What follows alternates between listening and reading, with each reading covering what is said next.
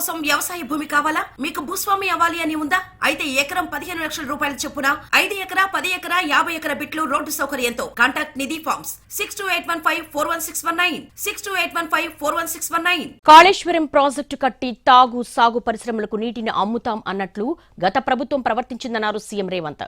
దీనిపై మండిపడ్డారు మాజీ మంత్రి కేటీఆర్.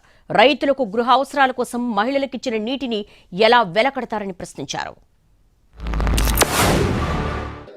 కాళేశ్వరం ప్రాజెక్టు కట్టి వ్యవసాయానికి నీళ్ళు అమ్ముతాం, పరిశ్రమలకు నీళ్ళు అమ్ముతాం, తాగడానికి నీళ్ళు అమ్ముతాం, మొత్తం వ్యాపారమే చేస్తాం. మా ప్రభుత్వం ఉన్నదే వ్యాపారం చేయడానికి.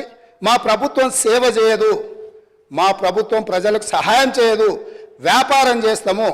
ఆ వ్యాపారం ద్వారా 5,199 కోట్ల రూపాయల ఆదాయం వస్తుందని చూపించి వీళ్ళు ఈ అప్పులు చేసింది.